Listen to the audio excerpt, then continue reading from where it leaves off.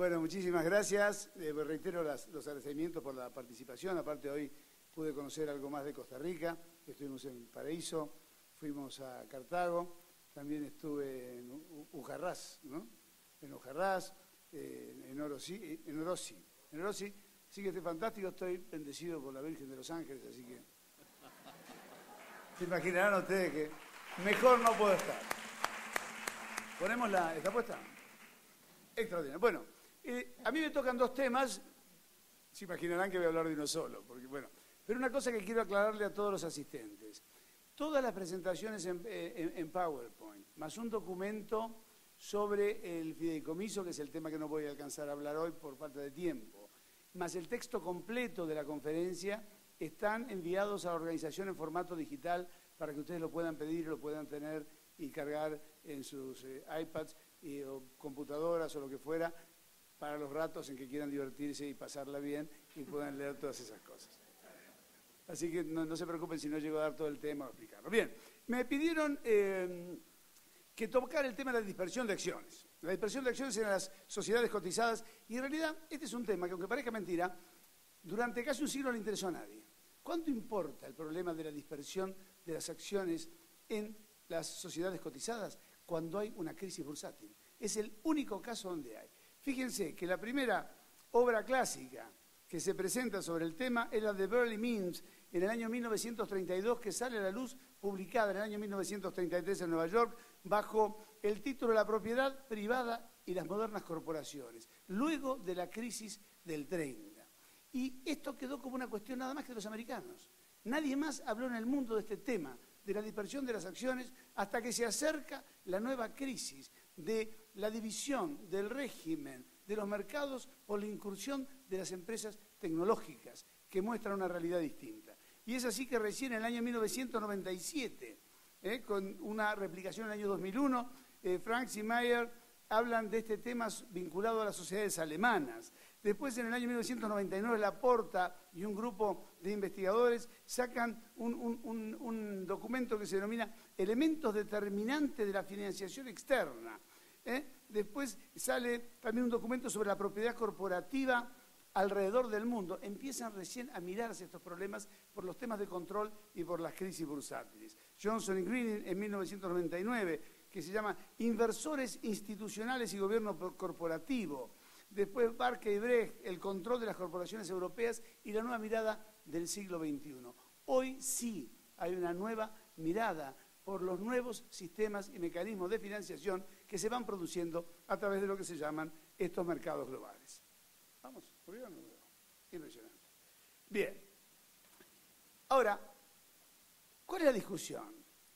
Aquí, ¿de dónde deviene el problema de la diversificación, difuminación o separación de las acciones? Bueno, diversos criterios. La doctrina en el mundo y los estudios no están de acuerdo sobre cuáles son los criterios o la clasificación que hay respecto de esta dispersión.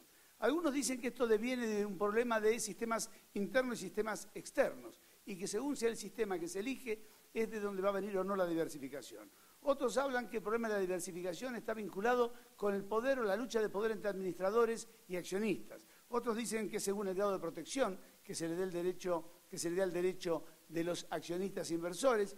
Otros hablan de que en realidad de lo que se trata es decir los sistemas jurídicos, que bajo el common law hay diversificación y bajo el derecho continental europeo no lo hay.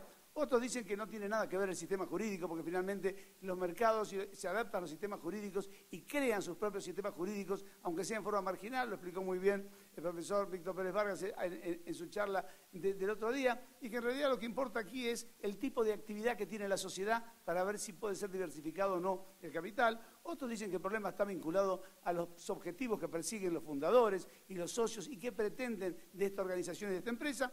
Otros, por supuesto, vuelven a la lucha de los países anglosajones y los países del derecho continental europeo, especialmente por la puja de poder en los sistemas dentro del ámbito de la Unión Europea, y otros dicen que el problema acá es un problema de intervención estatal. Veamos un pasaje bastante corto sobre este tema, que es el siguiente. Sistema externo versus sistema interno. Esto es lo que sostuvieron en su momento Franks y Meyers en el año 1997, en Alemania y después Gutiérrez y Tribón en el año 2004 respecto de la realidad española. Acá la diversificación se daría según el sistema que elegimos. Si elegimos un sistema externo, ¿no es cierto?, donde lo que se busque es una baja concentración en la propiedad del capital sustancial, la control de los administradores se efectuaría por vía del mercado, habría separación absoluta entre propiedad y gestión y habría asimetría de la información. Y esto sería lo que permite la diversificación de las acciones en el mercado. El peligro de este modelo del sistema externo, del control solamente por parte del mercado y la división absoluta entre propiedad y gestión, son dos. El riesgo moral, imaginémonos nosotros, un grupo de administradores tomados con todo el poder sobre la compañía, sabiendo que no hay un poder concentrado de los dueños para poder moverlos, es decir, la tentación que está a la orden del día. Y esto lo vimos en los escándalos financieros del 2001 y 2002, lo vimos en el 2008 y lo volvimos a ver en el 2012. Y la segunda cuestión que hay, la selección adversa. Es decir, ¿cuál es el criterio a través del cual voy a definir el interés social? Si yo estoy disociado de los verdaderos propietarios del capital como administrador, la selección al momento de tomar la determinación de la definición de interés social y protegerlo puede ser adversa a los intereses de la misma corporación.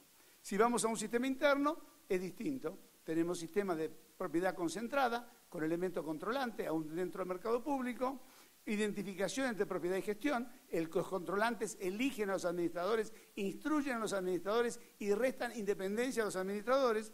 Existe simetría de la información, los controlantes conocen lo mismo que conocen los administradores, a diferencia de lo que ocurre con el sistema externo, y cuáles son los peligros. Y la expropiación a los minoritarios, por el poder que tengo yo como controlante de manejar las variables económicas y financieras de la sociedad, y la exposición a un comportamiento reacio de parte de los inversores institucionales que no quieren aportar capital, donde consideran que están amenazados, que pueden ser expropiados o que sus intereses pueden encontrarse lesionados. Esto es lo que dijeron Johnson y Greene en el año 1999, referido a las corporaciones americanas. ¿Vale? Ah, está, bien. Segunda cuestión. Es un problema del Common Law versus el Roman Civil Law o el sistema continental europeo, o sistema romano germánico, como se dice. Bueno, esta es una investigación del año 1998, comienza con Laporta y un grupo de investigadores, ¿no es cierto?, que miran alrededor del mundo y empiezan a ver que en realidad en los sistemas del derecho anglosajón, básicamente Estados Unidos y el Reino Unido, existe un fenómeno de mayor dispersión que en los modelos continentales europeos, donde toman los ejemplos, los modelos de Francia, de Alemania y de los países escandinavos. Desde el punto de vista habría mayor dispersión y mayor flexibilidad en los tipos sociales y en el manejo social y mayor protección de los accionistas e inversores dentro del sistema del Common Law que en el derecho europeo, donde habría una mayor concentración de capital porque hay menor flexibilidad del movimiento societario y una menor protección de los accionistas. Sin embargo, esta teoría de Laporta en el año 2000 es contrastada a través de Carlin y Meyer, quienes en una publicación que se llama Finanzas, Inversiones y Crecimiento, dicen que esto no es verdad, que no hay un modelo dominante, que en los Estados Unidos, bajo el sistema anglosajón, existe una enorme cantidad de mayoría de sociedades que cotizan con una concentración de capital muy alta y a su vez en países de hecho continental europeo también se encuentran muchísimas compañías que tienen un capital disperso y que no hay modelo dominante, sino que coexisten ambos sistemas de donde el criterio diferenciador no sería el adecuado. ¿Mueve esto? ¿No mueve? ¿Mueve? Sí. Ahí está. Perfecto.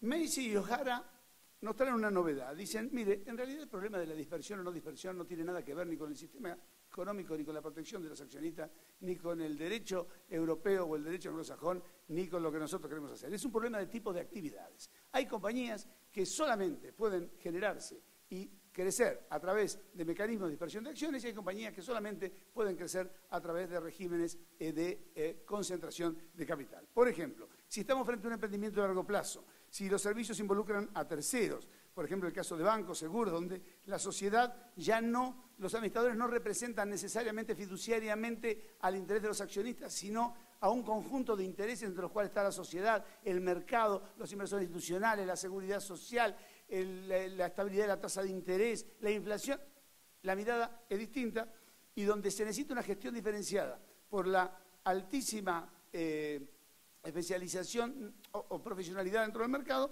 esto funcionaría de una manera distinta. Y hay menor dispersión en los emprendimientos que son de corto plazo, donde los inversores entran y salen, donde se producen bienes y servicios que no involucran a terceros, donde mi único problema es el proveedor o el consumidor, pero no tengo un servicio social a cumplir que si deja de cumplirse, la sociedad entra en conflicto, y donde puede haber una gestión unificada, que justamente el expertise está dado por el que genera el negocio y es su propietario y no por los inversores institucionales.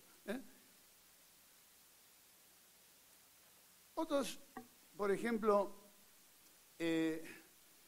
Densets, Len y Villalonga dicen, nada de esto es verdad. Lo cierto es que el criterio para determinar si hay dispersión o no hay dispersión en las acciones exclusivamente está dado en los objetivos perseguidos por los fundadores. Si los que imaginan el negocio, crean el negocio y generan el startup, buscan una cosa, van a buscar dispersión. Y si buscan otra, van a buscar concentración.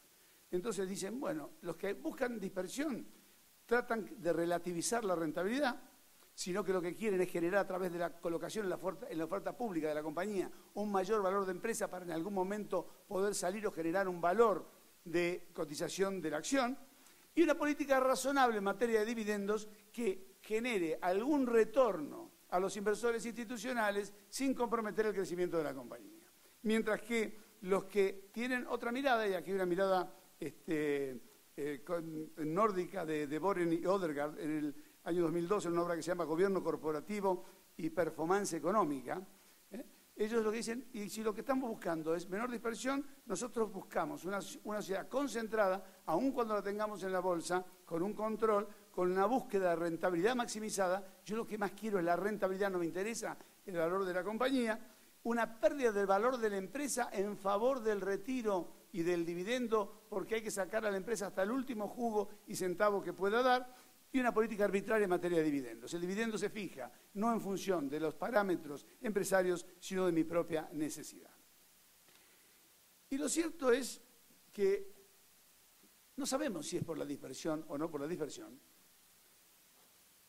Es que en el mundo siguen compitiendo todavía dos realidades, cuyo origen, cuya causa, cuya explicación nadie ha podido dar satisfactoriamente, sino que es simplemente una realidad.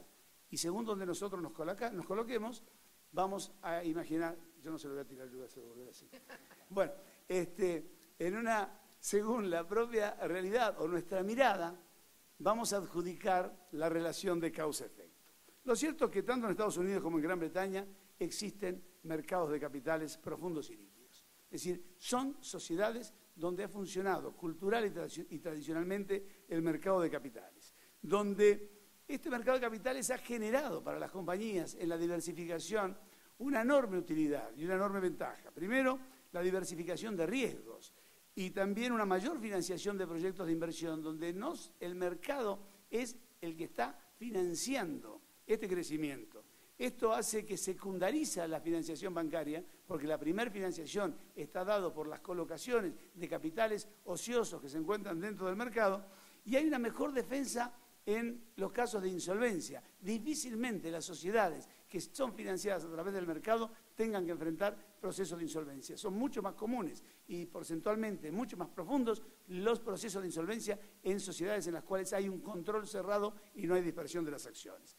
Es decir, que la financiación de las empresas como principio general en estos dos países se da a través de los mercados de capitales. En Europa continental y también en Asia, la financiación del mercado de capitales es secundaria. Es decir, son mercados capitales muy serios, pero son menos profundos y menos líquidos. La financiación está dada normalmente a las empresas a través de financiaciones bancarias y a través de mercados que no son estrictamente el mercado de capitales, y esto trae problemas para el desarrollo, porque hay trabas en el acceso a la información bancaria por lo fluctuante de la tasa de interés. Pensemos que a diferencia de lo que es el inversor institucional, que lo que espera es el retorno final de la inversión, la tasa de interés es la remuneración por el uso del capital que no puede dejar de pagarse, y lo que hay es una reducida movilidad del capital físico y humano. Y por casa, ¿cómo estamos?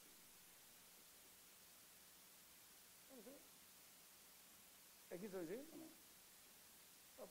Vamos para atrás, acá. Latinoamérica lamentablemente no ha podido desarrollar en su conjunto un gran mercado de capitales. Los mercados de capitales en Latinoamérica son débiles y aún ejemplos que se presentan, como el caso de Brasil, presenta sus crisis periódicas y una cuestión bastante seria al momento de que se generan volatilidad en los activos que allí cotizan. Las sociedades en su gran mayoría están identificadas con un grupo de control, de donde las normas de gobierno corporativo y la exigencia del director independiente son meras formalidades de estatutos que imponen los registros de valores, pero que a la hora de la verdad no funcionan porque el controlante es el que designa el administrador y finalmente el que lo remueve y finalmente el que lo controla y finalmente el que es en cierta forma el dueño de su destino.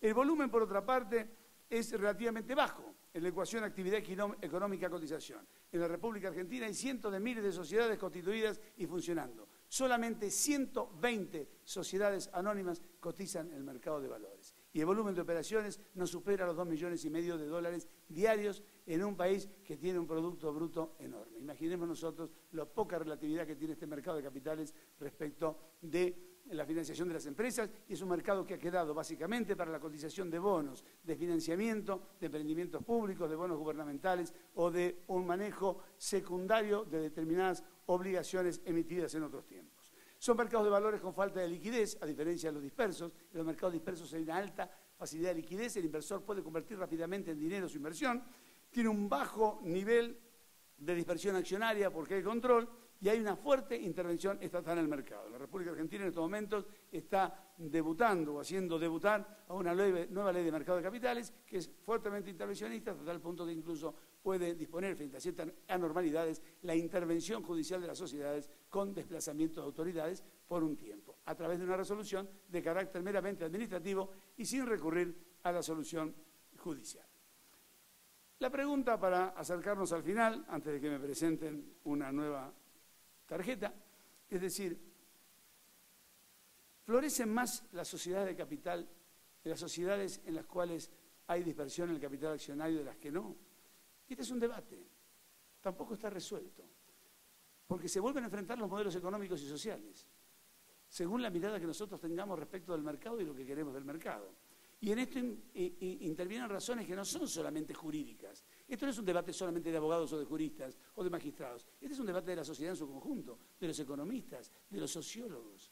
Es un debate ideológico. Hay razones políticas. Por ejemplo, hay países que son resistentes a la acumulación de poder. Los países anglosajones, por ejemplo, donde el propio control de poder o la concentración de capital dentro de la compañía genera una amenaza o una sensación de amenaza. Y hay desconfianza respecto de los controlantes. Siempre se desconfía de los controlantes en nuestros países. También existen problemas jurídicos, el nivel de protección de los derechos de los accionistas. Si la protección del accionista es débil, difícilmente yo ingrese en una sociedad donde hay un controlante efectivo que me puede doblegar. Quizás entre en una donde está absolutamente disperso y sé que no hay un accionista que me pueda doblegar. Una sociedad bajo control que identificado es poco atractiva para la oferta pública. Bien, desarrollo de mercados y protección de los accionistas. Las empresas diversificadas, lo que es cierto, podemos decir a modo de conclusión, es que cuando la empresa está diversificada en su actividad, normalmente tiene menos dispersión accionaria porque es más riesgosa, ¿no es cierto? Porque hay mayor riesgo, más riesgosa para el accionista externo, es decir, mayor riesgo de apropiación a los minoritarios, menor posibilidad de evaluar los riesgos por parte del inversor y hay problemas de evaluación. Normalmente los controlantes manejan el valor de la empresa respecto de los minoritarios. En cambio, las empresas especializadas de alta concentración y alta complejidad, hay mayor dispersión accionaria, mayores facilidades de evaluación porque están sujetos a controles de transparencia, mayores precisiones en la evaluación de los riesgos porque tienen que hacer estados financieros proyectados y tienen que evaluarse en las memorias la proyección y el nivel de riesgo, y hay una mejor utilización de economías de escalas. Un detalle para comentar, que es el proceso derivado de la dispersión accionaria. Hay un tema vinculado hoy a los inversores institucionales, a aquellos inversores que quieren participar en las empresas pero no quieren asumir el riesgo de la gestión por miedo a ser responsabilizados, el tema de bancos, el tema de compañías de seguros y el tema de fondos de pensión. Esto trae también un problema que es una distorsión en los mercados. Y para terminar, a modo de conclusión, ¿Es bueno o es mala la dispersión? Bueno, depende, pero como concepto general me parece que yo en esta tarde podría compartir con ustedes que desde mi punto de vista la dispersión accionaria es proactiva en la generación de mercados de capitales fuertes y líquidos. Donde hay dispersión, el mercado funciona mejor. La dispersión tiene un grado de relación con la efectividad del sistema jurídico de protección de los derechos de los accionistas, no cabe duda. Poca protección de los derechos de los accionistas, poca dispersión de las acciones. ¿La dispersión trae profesionalismo? Sí, porque ahí la competencia está sobre el valor de la empresa y sobre la rentabilidad. La dispersión también tiene que ver con tradiciones económicas y culturales, es decir, no sé si estamos todos dispuestos a invertir en sociedades que no conocemos o con gestores que no conocemos. Y la dispersión es proactiva para la generación de administradores independientes, porque cuando el corporate governance habla del director independiente, lo que a mí siempre me gusta preguntar es ¿independiente de quién? ¿De quién me llama? ¿De quién me nombra? ¿De quién me paga? ¿O de quién me puede contratar si un día dejo de trabajar acá? Gracias.